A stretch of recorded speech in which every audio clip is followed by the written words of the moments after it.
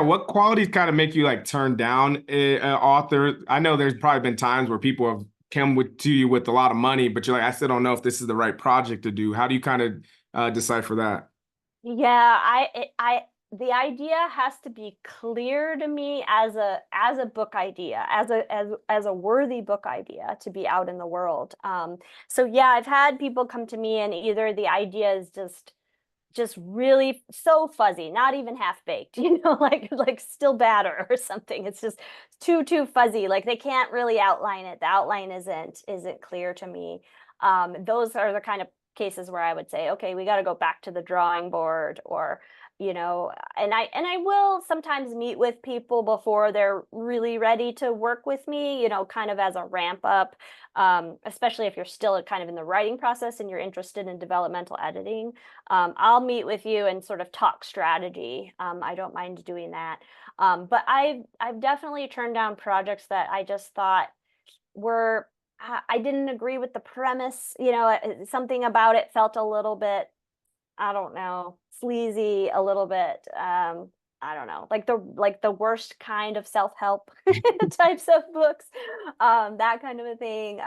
If it doesn't jive with my values, then I'm most likely to turn it down. And if I feel like a personality clash, that can also be a problem because I really do have to capture or get into your head when I'm writing for you. And if I don't think I can do that, then it's not a good project for me.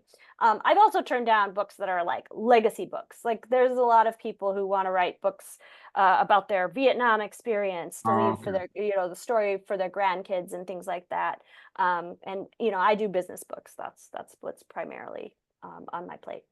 And when we talk about collaboration, how does like do ghostwriters also have ghostwriter like teams? Like, how do you kind of think about that? Or is it always, I guess the question is like, how do you kind of clone yourself if you got like all these different projects that you might want to take on? I really don't want to say no to this because it is a great opportunity. I'm just doing something else. Yeah, that's a really good question. So I do have a couple of writers who work with me. They do the smaller things. So for the last couple of years, we've been writing LinkedIn content for people. We write articles, all of these little pieces that you need to build your platform, your thought leadership platform before you're ready to write the book or while you're writing the book. And so I kind of let them do those smaller projects and I work on the big book projects and the editing projects.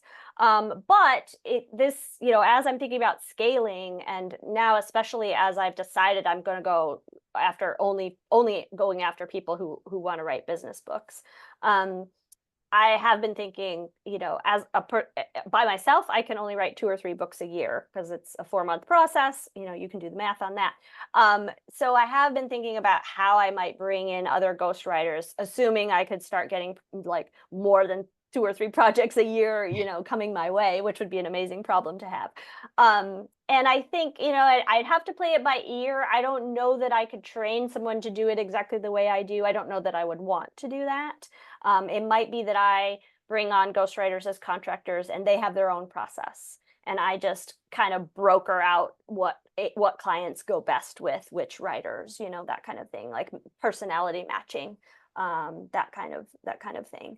I don't know. I'll have to cross that bridge when I come to it. Yeah, I just think about even like someone like a James Patterson or like a Tom Yeah. Clancy, where they're pumping out so many books at a certain Oh moment. yeah. And I know it's like different. You're doing more nonfiction writing, but Yeah. the way they pump them out, they have like ghost writers with Oh yeah. They probably ghost have writers. Yeah. teams of writers and researchers. Yeah, and there are plenty of ghostwriting agencies out there. There's Gotham ghostwriters in New York. There's big agencies that hire tons of ghostwriters and have a lot of people in-house who do that kind of work. I don't expect to ever be a ghostwriting agency, Yeah. big agency like that.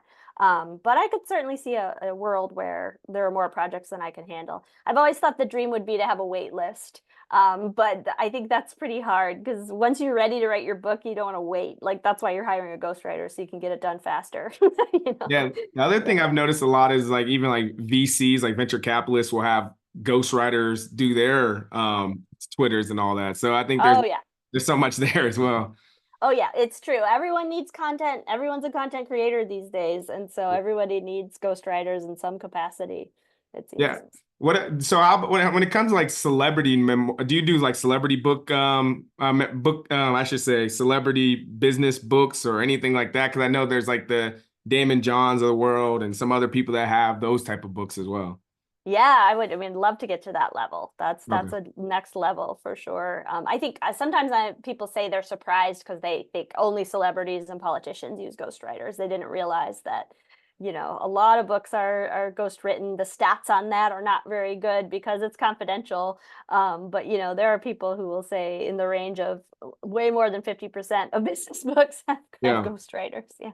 Yeah, I've seen that. I think that so I don't know if it's true, but someone said it could be up to like 70% of those Yes, best-selling business books are that's what I've heard. ghostwritten. So Yeah. yeah, that's it. If you enjoyed that clip, make sure you head over to www.bookupapp.com to download our app so you can connect with your favorite bookish content creators, start conversations, and start your own book club.